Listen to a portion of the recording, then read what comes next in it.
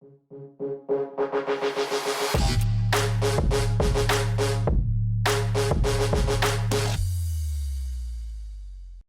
à tous, bienvenue dans ce nouvel épisode du Canap by Excelsior. Aujourd'hui, j'ai le plaisir d'accueillir Arnold Zephyr. Tu es Data Scientist chez Prévision. Data Scientist, ouais, tout à Data fait. Scientist chez Prévision.io. Aujourd'hui, on va parler de l'usage des données de santé, notamment avec la pandémie, avec le Covid. Donc, sujet très intéressant. Et justement, voilà, tu as un profil tech. On va aborder ce sujet-là, donc avec le prisme, j'imagine, un petit peu tech. Donc, c'est parti pour le CV de l'invité.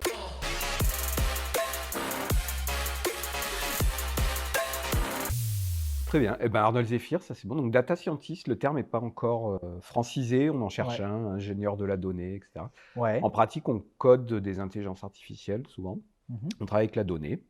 Ça fait un paquet de temps. Moi, je travaillais dans les télécoms avant. Et puis, il y a 4 ans, donc je faisais de la data science, des IA. Puis, il y a 4 ans, avec des amis, on s'est dit, tiens, il y a peut-être moyen de faire quelque chose en ce moment. Donc, on a monté une société, Prévision. Ouais. Donc, tu es cofondateur de cette boîte. Ouais, voilà. Et depuis, bah, on a commencé avec les télécoms parce que c'était notre domaine. On s'est rendu compte que de l'IA, il y en a partout. Ouais. Et cette année, on a bien été confronté au sujet de l'IA dans la santé parce que malheureusement, c'est une crise, mais c'est un sujet qui est venu sur le devant de la table, quoi. Alors justement, c'est peut-être pour ça d'ailleurs que tu as voulu en parler. Alors moi déjà, j'aimerais comprendre dans le domaine de, dans le domaine de cette pandémie qu'on traverse actuellement, comment l'IA, comment les algos finalement peuvent aider à améliorer finalement cette situation. Alors, on a l'impression que c'est un peu en mode sous-marin, forcément, c'est des Non, choses qu'on ne ouais, voit ouais, pas concrètement. Mais si tu peux nous donner des exemples concrets, nous dire un peu comment tout ça a permis peut-être d'aider. Alors, malheureusement, enfin, c'est un peu moche à dire, mais le premier domaine dans lequel l'IA peut aider la santé, elle a été utilisée, c'est en fait que la santé, dans une crise comme ça, c'est une question de logistique, en fait. Donc, c'est moche de le dire comme ça, mais en fait, la réalité, c'est ça, c'est que là, les hôpitaux, au niveau d'engorgement où on y était, Ouais. et vu la complexité du sujet, le premier usage de l'IA, ça a été de prédire l'évolution des différents stades différents stades de chaque malade. Ouais. Je rentre à l'hôpital, combien de temps je vais y rester, est-ce que je vais basculer en réa et tout. Donc, Ouais. encore une fois, là, c'est dit très crûment, mais c'est les mêmes problématiques que la Poste ou UPS, c'est de la logistique. D'accord. C'est-à-dire, finalement, la santé publique, son premier problème, c'est de gérer des occupations et des gens qui vont et qui sortent et des ressources contraintes. Est-ce que les mouvements de population rentrent en ligne de compte justement Et d'une alors, région à l'autre, ça, avant qu'on c'était... soit tous Oui, un peu tout à fait. confinés? Tout à fait, il y avait ça aussi. C'est typiquement les décisions de je bascule les gens de Nice, qui est typiquement une population plutôt âgée, Ouais. vers les gens de Bretagne, qui ont des gens que les modèles prédisent moins engorgés. D'accord. Et ben, c'est l'IA qui a aidé dans certains cas et qui peut aider encore plus à dire, tiens, eh ben, les Niçois, on sait qu'ils vont saturer rapidement parce que blablabla, l'épidémie touche ces gens-là. Donc, on sait que le Languedoc-Roussillon va pas, enfin, je ne sais pas si ça s'appelle encore comme ça, mais l'Occitanie Ouais. va pas saturer, donc hop, on va faire tel transfert, quoi. Donc là, c'est vraiment de la logistique. D'accord. Ouais. Et après, il y a effectivement un point qui arrivait plus tard dans l'épidémie, ça a été de comprendre. Donc, vraiment, là, on est presque dans la smart city. Là, la pandémie, ça a été une interaction complexe entre les déplacements des gens, où est-ce qu'ils consommaient, qu'est-ce qu'ils faisaient, le type de travail qu'ils avaient, comment ils tombaient malades. C'est-à-dire qu'on a bien vu que les jeunes qui prennent le métro, c'était un peu moins risqué parce qu'ils étaient moins protégés, on ne sait pas bien pourquoi, etc. Ils étaient mieux protégés, pardon. Mhm. Mais par contre, il ne faut pas que les retraités se déplacent, mais il ne fallait pas non plus que les retraités restent cloîtrés chez eux et tout. Donc, vraiment, cette interaction complexe entre la ville, le transport, les lieux où on travaille, les lieux où l'on vit, les lieux où l'on sort pendant un moment, Ouais. ça a dû être confié. On est proche de la Smart City, mais c'est devenu un problème de santé, quoi. Comment tu nourris ces algos justement? Comment tu catches toute cette donnée? Alors, bah, ça a été un sujet vraiment qui est revenu sur le devant de la table. Donc, les données de santé. Donc, la première source de données, on en a entendu parler dans le public, c'était les données des opérateurs. Ouais. Je crois qu'il y a eu quelques reportages et que le grand public a dû en entendre parler, mais en gros, là, une mine d'infos pour les déplacements de population, et qui a l'avantage d'être bien anonymisé, c'est le nombre de personnes connectées à une antenne GSM. Donc là, toi et moi, nos téléphones, il y a peut-être une antenne à Ouais, on est 500 mètres. rattaché à une antenne, du coup. Voilà. Ok. Et donc nous, tu vois, l'heure que je vais passer ici, ou les 4 heures que toi tu as passé, ça va faire 2 points en plus qui vont claquer dans une base de données. Et c'est bien parce qu'on n'est pas identifié. Et en fait, ça, à l'échelle de la population, du coup, tu vois les déplacements. Donc ça a été D'accord. vraiment la source de données principale Ok. qui a l'avantage d'être bien anonymisée. Ouais. Euh, et ensuite, par contre, quand on est rentré dans le détail des modèles d'évolution d'épidémie. Donc là, c'est le modèle qui dit, OK, je reçois Arnold Zéphyr vient de rentrer à l'hôpital, il a 40 ans, pas d'antécédent de diabète, pas de maladie, blabla, il a tel parcours. Combien de temps je vais le garder? Quelle est la proba qui bascule en soins intensifs? Et là, on rentre dans la problématique de ces données-là de Arnold Zéphyr, qui va pouvoir y accéder, quoi. Ouais. Parce que les gens qui ont fait ces modèles, c'est des gens comme nous, donc Prévision.io, des data scientists. Nous, on n'a pas vocation, enfin, on a vocation, mais on n'a pas de raison valable d'accéder à tes données de santé, par exemple, ou à celles des patients d'Île-de-France. Et c'est un vrai sujet parce qu'on pouvait apporter quelque chose, et dans certains cas, on l'a fait, mais heureusement, en Europe, les données de santé, c'est des données personnelles. Je veux dire, il ne faut pas que moi, parce que je travaille sur le sujet de l'épidémie, je sache que telle personne a avorté à 17 ans, a eu un cancer. Tu vois, c'est quand même très personnel comme données. Tout à fait, ouais. Et du coup, la difficulté qui n'est pas complètement résolue, ça a été de donner la possibilité de travailler sur les données, de pouvoir accéder aux données, tout en préservant ce qui relève de la confidentialité. Donc de chacun, une partie des données, mais pas l'intégralité finalement du carnet de santé d'un patient, quoi, du coup. Ouais, alors heureusement, en data science, on commence. Donc nous, on connaît le problème, on l'avait rencontré avec la banque au début, parce que c'est un secteur, la banque aussi, où les données ont beaucoup de valeur. Très forte mais aussi, voilà, il y a là-dessus. très très peu de gens qui ont envie que vous accédiez à leurs transactions bancaires, aux données. Ouais. Et du coup, en fait, c'est quand même une question que le milieu de l'industrie de la science, de la data science, se pose depuis quelques années. C'est comment je peux faire travailler des algorithmes tout en préservant la confidentialité. Donc, il y a des méthodes qui existent. etc. aussi. Alors, et il y a aussi, en fait, c'est même deux choses différentes. Parce que l'éthique, c'est qu'est-ce que je vais faire avec mes algos. Ouais. Donc, par exemple, l'éthique, typiquement, les questions d'éthique qui se sont posées, mais qui ont été bien résolues, c'est est-ce que je peux décider de ne pas mettre un patient en réa parce qu'il va mourir. C'est un sujet que les médecins se posent Alors, je pense que je l'ai mal dit, c'est beaucoup mieux dit. Ouais. Mais une question d'éthique qui se pose pour nous, les data scientists, c'est est-ce que je développe un algo qui prédit le taux de survie de quelqu'un? Et c'est pas tout à fait la même chose que la question de est-ce que je m'autorise à accéder à ces données personnelles, quoi. Ok. C'est jusqu'où tu t'arrêtes, quoi, finalement. Ouais, voilà. Est-ce que c'est toujours le problème des démarches techniques et scientifiques, c'est que nous, on est toujours très intéressés par la partie technique, mais c'est le même problème pour les gens qui travaillent dans l'armée ou le militaire. Jusqu'à quel point je travaille sur une arme en sachant à peu près ce que ça va faire. Ouais. L'avantage pour nous, les data scientists, c'est que c'est des questions qu'en médecine, ils se posent depuis des années. C'est-à-dire que la question, est-ce que je travaille sur cet algo, c'est pas forcément à nous d'y répondre, même si à titre individuel, on a des avis. Les médecins, ils ont des protocoles pour ça, et ils nous en ont transmis une partie, et on leur fait confiance pour utiliser les algos de manière... Après, il y a une question que j'aimerais te poser en tant que data scientist. Finalement, le modèle que tu développes, c'est toi qui l'imagines, c'est peut-être par rapport à ton prisme. Peut-être qu'un autre data scientist, finalement, imaginerait un modèle prédictif avec un autre prisme. Est-ce que justement, là-dessus, comment ça fonctionne pour se dire, bah, OK, est-ce qu'on développe avec les données, est-ce qu'on va dans le bon sens? Tu vois, c'est des questions qu'on voit arriver sur la data science. Alors, c'est un sujet qui est même pas propre à la data science, qui est... Tous les scientifiques, donc on va dire que les data scientists considèrent qu'ils ont une approche scientifique et on croit tous que la science est super objectif et machin et tout. Et effectivement, en fait, même la data science n'est pas objective et il y a un moment où il y a un choix politique. Alors, je dis politique au sens, il y a un moment où il y a un choix arbitraire qui va se faire. Ouais. Donc, la question que tu poses, elle est tout à fait fondée, c'est notre quotidien. C'est-à-dire qu'une fois qu'on a choisi ce qu'on allait optimiser, ça devient à peu près rationnel et mathématique, donc ça reste relativement objectif. Par contre, la question de est-ce que j'optimise, par exemple, le temps de vie restant, c'est posé d'ailleurs. Ouais. La question de est-ce que je fais un algo qui optimise le temps de vie restant ou le nombre de décès, qui n'est pas tout à fait la même chose, parce que je prends cet exemple simple. Si tu veux optimiser le temps de vie épargné, tu vas favoriser les jeunes, parce qu'une personne de 50 ans, il lui reste, que je considère comme jeune du coup, une personne de 20 ans, il lui reste plus d'années à vivre qu'une personne de 90. Donc tu vas dire, il vaut mieux que je sauve, entre guillemets, que je favorise les personnes de 20 ans.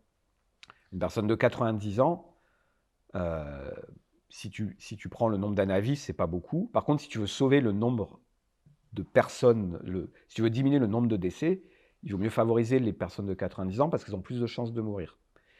Et donc tu vois, là en fait, c'est pas de la science. Le choix arbitraire de dire j'optimise le nombre de vies sauvées ou le nombre d'années sauvées, il intervient en amont. Et nous, data scientists, il ne faut surtout pas croire qu'on est objectif ou que c'est une mesure objective. Donc, Exactement. généralement, en fait, nous, on n'est pas censé prendre ces décisions. Oui, parce que derrière, il y a un impact qui est colossal, quoi, du coup, par rapport à ce que propose l'algorithme derrière. Et surtout, le problème que la société va rencontrer, que nous, on rencontre, sur lequel on est particulièrement vigilants, c'est que souvent, une fois que tu as mis de l'IA, les gens, ils ont tendance à utiliser ça comme de l'IA washing, à dire c'est de l'IA, donc c'est rationnel. Mais en fait, ce qu'on oublie de dire, c'est qu'en amont, il y a quand même quelqu'un, alors que ce soit un homme politique, un responsable d'hôpital, un responsable d'entreprise, qui a décidé, moi, ma cible, c'est d'optimiser telle chose. Et ça, c'est pas du tout scientifique, c'est politique, humain, philosophique. Ok, très bien, très bien, très bien. Alors justement, j'aimerais qu'on revienne un petit peu sur cette fameuse protection des données de santé en France. Donc c'est très encadré. Tu disais que dans d'autres pays, c'est pas forcément le cas. Nous, en France, on a de la chance que c'est quand même assez... En Europe d'ailleurs. Même. En Europe, ok. Alors, il y a c'est pas un proverbe, mais il y a un truc qu'on dit, nous, souvent, c'est que, en gros, en science, enfin en technique, la Chine expérimente, les États-Unis rentabilisent, et l'Europe, l'Europe pose la loi dessus, quoi. Ah oui, d'accord. C'est-à-dire que souvent, ce qu'on voit, c'est que la Chine ou même la Corée, c'est vrai que les pays asiatiques en général, sans faire trop de généralité, mais les pays asiatiques ont souvent moins de freins à l'innovation, pour le dire de manière positive. Ouais. Donc, ils essayent et ils se posent des questions morales et déontologiques un peu plus tard dans le process. Les États-Unis, enfin même l'Amérique du Nord en général, parce que le Canada a tendance à faire pareil, se posent des questions déontologiques, mais dans la limite du bénéfice commercial. Ouais. Et souvent, l'Europe, c'est tous les pays d'Europe, du coup, et la France, l'Allemagne, sont les pays qui disent « Ok, mais d'abord, on va voir s'il n'y a pas de problème déontologique. » Et ensuite, on va essayer de trouver une solution. Et souvent, voilà, il faut reconnaître que, donc évidemment, à l'aune de nos choix, on a tendance à trouver que les pays asiatiques vont trop vite, que les États-Unis n'ont pas de morale, etc. Mais en fait, c'est souvent le mélange des trois qui fait avancer le schmilblick. D'accord. Et du coup, concrètement, typiquement en France, donc en Europe, on a des recommandations qui font même office de contrainte sur l'usage de la data, qui sont implémentées en France par la CNIL, donc le gendarme de la data, on va dire. Ouais. Et en France, la CNIL, elle intervient systématiquement quand il y a un système de données qui est mis en œuvre, quoi. Et elle a un pouvoir d'amende, si je me souviens bien. C'est-à-dire qu'elle n'est pas tout à fait contraignante, mais elle peut mettre des amendes. Et du coup, elle est toujours sollicitée. Et typiquement, pour tout ce qui a été fait là, pendant le Covid, c'est la CNIL qui disait non, vous n'accédez pas à ces données. Et même si nous, par exemple, ou même peut-être je vais pas le citer, donc du coup, mais quelqu'un qui avait un rôle dans la crise disait « Ah, il faudrait qu'on bosse sur ces données ». Si la CNIL disait non, c'était vraiment non. D'accord. Elle a vraiment pouvoir de décision on ne conteste pas. C'est plutôt qu'on reconnaît tous que c'est elle qui doit faire référence. Je ne connais pas les détails législatifs. Je pense que si on enfreint la CNIL, on a une amende, mais elle ne peut pas nous contraindre à fermer. D'accord. Donc après, bon... Ok. Tu joues avec ça. Mais généralement, la CNIL déjà, c'est des gens vraiment qui défendent la donnée des citoyens européens. C'est un choix que l'Europe a fait. Donc il faut respecter ça. Les citoyens européens veulent d'abord protéger leurs données de santé. Et du coup, l'avantage avec tout ça, quand même, c'est que... Enfin, la sortie positive de tout ça, c'est qu'il y a bien un cœur de données de santé qui est vraiment inabordable. C'est-à-dire que nous, Prévision, en tant qu'entreprise privée, il y a des données... On n'y aura jamais accès. On n'y aura jamais accès. On ne peut même pas faire la demande. Il n'y a même pas de protocole. Ouais. Ensuite, il y a un autre serveur au niveau qui s'appelle le Health Data Hub, dont le grand public a peut-être entendu parler, qui avait fait scandale parce que c'est Microsoft qui fournit les serveurs, mais une société américaine. Ça peut. Ouais, mais les serveurs sont en Europe. Donc, enfin, en pratique, c'est pas problématique. Elle fournit la techno, mais ce qui est important, c'est à quelle loi elle répond. Et en l'occurrence, ça répond à la loi européenne. D'accord. Donc là, c'est des données de santé qui sont de bonne qualité, qui sont un petit peu agrégées et anonymisées. C'est-à-dire que je pourrais pas quand même, si j'ai accès au dossier, je pourrais pas savoir qui est concerné, quel citoyen est concerné. Mais qui sont pas ouvertes à tout le monde, où il y a un protocole pour faire la demande, il faut justifier. D'accord. Et après, il y a un troisième données de santé qu'on voit sur Open Data Gov, qui sont les données que l'INVS fournit, ou même l'INES, je ne sais plus, qui permet aux reporters et aux citoyens même de faire des stats. Voilà. D'accord. Donc ça, c'est de la donnée haut niveau, c'est impossible de retrouver Alors, les données individuelles, quoi. là, justement, on avance de plus en plus vers un pass vaccinal, Typiquement. donc avec j'imagine un QR code qu'on scanne pour demain aller au spectacle, aller au cinéma, peut-être au restaurant. Non, ouais, Euh, ouais, je crois ouais, voilà, il y a des cas quand même assez différents pour le coup. Qu'est-ce qui se cache derrière? À quel type de données on accède Hmm. quand on scanne effectivement ce QR code demain? Euh, Donc, effectivement, donc là, on se retrouve dans le premier cas, on va avoir donc spécifiquement pour le passeport vaccinal. Donc, l'esprit de la loi est respecté, c'est-à-dire, il n'est pas question de diffuser les données de santé individuelles à tout va et les ok, laisser ouvertes. Et toi, tu pourras jamais voir mon état vaccinal en te connectant sur Internet, quoi, c'est ça, typiquement. d'accord. Mais malgré tout, c'est une demande de la population finalement de dire, ah ouais, mais moi, je veux pouvoir retourner au foot. Alors, en boîte, je crois que ça a été écarté en l'occurrence, donc pas en boîte malheureusement, mais je vais pouvoir prendre l'avion, enfin me rendre à l'étranger, Dans un et bar? les festivals d'été. Non, Ouais, le bar bar, est pas ok. accepté apparemment. Ok. On va en reparler, quoi. Mais typiquement, nous, on est en Île-de-France, là, il va y avoir Solidays, enfin comme tous les étés, et Ouais, comme ouais, dans le plein sud de de la France, il festivals y a pour plein le de coup, festivals ouais. de musique. Ouais. Je crois qu'ils vont être habilités. Et la question importante et qui est cool, c'est cette habilitation, justement. Donc techniquement, la solution retenue, en gros, il va y avoir un serveur mis en place, donc le SIDEP, je crois, SIDEP, Mhm. je me souviens plus de la signification. Et donc ce serveur, il va héberger une partie de nos données de santé, en l'occurrence le résultat de nos tests, notre état vaccinal, première ingestion, deuxième injection, le type de vaccin, et si on l'a déjà eu, puisque a priori, si tu as eu le Covid, tu as 6 mois ou tu n'es pas porteur, enfin, il y a des stats. Ok. Donc ce serveur, il est mis en place, il n'est pas ouvert à tout va, et en fait, on va tous se voir distribuer une clé.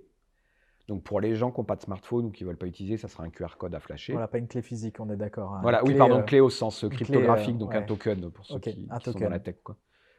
Donc en gros, on va tous pouvoir trimballer notre clé. Donc pour les moins numériques, ça sera un papier où la clé sera imprimée sous forme de QR code. Mhm. Mais si tu as un smartphone avec du NFC ou du Bluetooth, en fait, ça sera une clé dans le smartphone qui pourra être transmise Ouais. via Bluetooth ou QR code.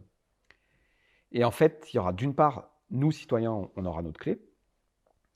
Et les établissements agréés, aéroports, stades, festivals de musique, ils auront le droit ils auront eux-mêmes une clé pour lire la clé, enfin, qui combinée Ces avec la clés nôtre échangeront permettra ensemble. d'accéder.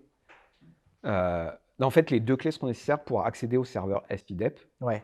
et non pas lire la donnée, mais juste avoir le droit de poser la question, est-ce que cette personne est immune, en gros. Ok. Tu Donc prends c'est juste l'info pas, qui t'intéresse, mais tu voilà, n'accèdes pas à tout le pédigré, quoi, finalement, non, du. c'est pas je télécharge le dossier, c'est juste j'ai le droit de demander. Ouais. Alors, il faudra s'entendre sur ce que signifie immune, donc ça, c'est a priori le gouvernement ou le ministère de la Santé qui va le fixer. Ok. Mais ça ne sera pas des décisions individuelles, ça ne sera pas les responsables de Soliday qui décident qu'il faut être vacciné depuis plus de 4 mois. J'en sais rien, quoi. D'accord. Ok, ça marche. Je vois le temps qui passe. Petit laïus sur prévision, justement, rapidement, qu'est-ce que vous faites? C'est quoi votre approche? Donc, nous, on a un logiciel maintenant, donc on a vu qu'en fait, il y avait beaucoup de sujets d'IA qui étaient communs à plusieurs domaines, Ouais. le transport, la logistique, la santé. Donc en fait, et qu'il y a beaucoup de sociétés qui aimeraient en bénéficier, mais qui n'ont pas les compétences, qui sont assez chères sur le marché. Donc nous, on propose un logiciel en fait qui combine les technos d'IA standards, enfin récentes, Mhm.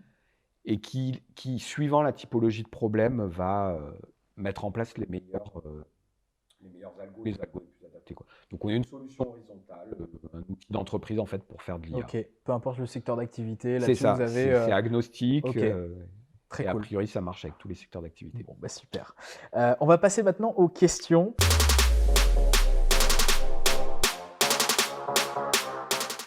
Pour le coup, Arnold, de quoi tu es le plus fier aujourd'hui? Eh ben, d'avoir une société qui fonctionne depuis 4 ans. Ouais, c'est vrai, Donc c'est c'est un quand même sujet pas, de. non, C'est pas non, surtout anodin. d'avoir survécu à la pandémie parce que ça n'a pas Ouais, été facile pour une jeune boîte. ouais, clairement. Clairement, ouais, on a des exemples effectivement de boîtes Ouais, qui ouais, n'ont pas non, forcément on a été bien survécu. soutenu, mais ça a quand même été compliqué Ouais. économiquement et humainement. Humainement aussi, le facteur Ouais, humain, c'était fatigant. Ouais. j'imagine. Est-ce que tu as des rituels dans ta journée? Ouais, mais imposé par le fait que je sois un parent, hein, mais je sais pas si on a encore des La nounou le rituels quand matin on a des peut-être, alors enfants. du coup, la crèche, Non, non, on a éventuellement. un rythme, mais non, si effectivement, je me rends compte, c'est marrant, je m'en moquais avant, mais ce que les gens appellent morning routine dans la tech, mais J'ai tendance à me lever légèrement avant le reste de la famille Ok. Et pour avoir mon petit temps à 6h30 tu pour fais quoi regarder. alors du coup à 6h30? Eh ben, je regarde les oiseaux. Non, mais il y a un Ok. moment, je pense que tous J'ai ceux. cru que tu allais me dire, bah, je fais de la veille. Non, non, non, non, mais, C'est très bien aussi. Hein. mais en vrai, c'est un bon moment pour se poser calmement et Ouais. faire son planning de la journée. Il n'y a pas encore de bruit, il n'y a pas encore. Les devs le savent et les gens qui ont beaucoup de boulot le savent. En fait, il y a un moment, soit le matin, entre 6h30 et 7h, soit le soir après 23h, où on est enfin calme, on peut réfléchir et organiser le reste de la journée, quoi. Ok, intéressant. Faut être soit lève tôt, soit couche tard, quoi, pour Ouais, le c'est coup. ça. Donc moi, en ce moment, c'est lève tôt parce que des enfants, enfin des Ouais. enfants. Mais... Ouais, c'est sûr. Un conseil à nous donner, ce serait lequel? Je Toi pense qui es entrepreneur, je sais pas, il y a peut-être des gens qui ont envie de lancer Ouais, une mais boîte, même ou quand même on en dev, général, hein. Même aux devs, aux data scientists, je sais je pense rien. qu'il y a une chose qu'on a avec le temps, c'est qu'il vaut mieux se demander ce qu'on va faire avant de le faire. Et ça paraît évident Ouais. et couillon comme problème, mais donc aussi bien moi en tant que dev et plus tard là, en tant qu'entrepreneur, on a souvent l'impression qu'en fait il faut mieux faire, il faut toujours faire quelque chose et que presque plus c'est pénible et plus ça va être rewarding. Et en fait avec le temps, typiquement, donc soit en tant que prévision IO, mais même moi en tant que développeur, Ouais. on se rend compte que vaut mieux prendre 15 jours en début de projet et ne rien commencer. Faire du cadrage, quoi, quelque part, un peu. Ouais, et puis se demander. Mais c'est vrai que je le vois avec des plus jeunes développeurs, même si ça fait vieux qui donnent des leçons, mais je pense on est toujours rassuré. On n'est pas à l'aise quand on fait pas quelque chose, qu'on soit développeur d'ailleurs ou commerciaux, je ne sais pas. Et en fait, on s'est rendu compte, nous, avec Prévision, que finalement, de prendre le temps de se dire, mais on va faire quoi au fait? Et qu'est-ce qu'on vend d'ailleurs en tant que société? Le temps pris au début, il en économise beaucoup, beaucoup, beaucoup. Ouais, ça plus évite tard, quoi. plein d'allers-retours et des questionnements. Voilà, mais j'imagine, on par la sait suite. qu'on est toujours rassuré. C'est très dur de se dire, je fais rien pendant un mois et je réfléchis. Parce que tant qu'on produit pas, on a l'impression Ouais, de de rien faire. stagner, ouais, c'est sûr. Et en fait, non, c'est un moment vraiment important, quoi. C'est la partie matière grise, quoi, au départ. Ouais, se demander ce qu'on va Importante. faire, quoi. Le truc le plus con que tu as entendu dans la tech? Ouais, mais ça va être dur de le faire sans balancer. Non, ouais, parce qu'on va deviner facilement. C'est pas grave, hein. Euh, Non, ouais, peut-être pas entendu, mais faire, mais c'est ça, c'est de coder. Ouais, en fait, c'est pas je l'ai pas entendu formuler, mais de vendre une techno plutôt qu'un produit, quoi. Ok. C'est-à-dire, mais voilà, mais typiquement, si en fait on l'a entendu plein de fois, c'est on va faire de l'IA. Donc c'est propre à l'IA, mais je pense qu'avec le Bitcoin, c'est le même problème. La blockchain, c'est de la techno, c'est Mm. très bien. Comme l'IA il y a 2 ans, le nombre de boîtes ou de startups qu'on entend dire on va faire de l'IA ou on fait de la blockchain. L'IA, c'est pas une C'est- fin en soi. Ouais, C'est quoi le problème que tu résous, quoi? Enfin, nous, on l'a appris sur le tard, mais ok. Tu le- bluffes un peu, quoi. C'est-à-dire que tu restes hyper vague et finalement ton non, produit mais répond peut-être même pas à un et c'est problème même pire, donné. c'est que dans les grands groupes, j'ai vu des services monter. Alors, c'est souvent de l'innovation, donc tu vas dire c'est justifié, on expérimente, mais en objectif stratégique, tu vois, incorporer de l'IA. C'est pas un objectif, incorporer de l'IA. Ouais. C'est une manière de. C'est quoi la fin en soi? Voilà, est-ce que tu veux optimiser tes process opérationnels, baisser ton churn? Ouais. Donc Et c'est en pas fait, faire de l'IA, l'IA pour faire de l'IA, quoi, non. pour le coup. Et pourtant, on l'entend, quoi. Ok. Cette ok. année, on va faire de l'IA. Bah non, tu vas pas faire de l'IA. Je terminerai par te demander ton plat préféré. Je viens du sud-ouest, donc clairement le foie gras poêlé avec des petits grains de raisin épépinés, mais ouais. Ok, c'est bon à savoir. En tout cas, tu Sud-ouest. reviendras, on se fera un bon magret de canard pour le coup, ou une Ouais, ça salade me va aussi. périgourdine. C'est sur ces mots en tout cas qu'on s'arrête, en tout cas sur cette interview. Merci Arnold de t'être Je t'en prêt à prie. l'exercice, c'était Eh ben, très merci à toi. intéressant. Et n'hésitez pas en tout cas à nous suivre sur les différents réseaux sociaux. Merci de nous avoir suivis sur cette interview. N'hésitez pas à réagir aussi sur YouTube et sur tous les réseaux sociaux. On vous dit à très bientôt pour une nouvelle interview, un nouvel invité. Salut les amis.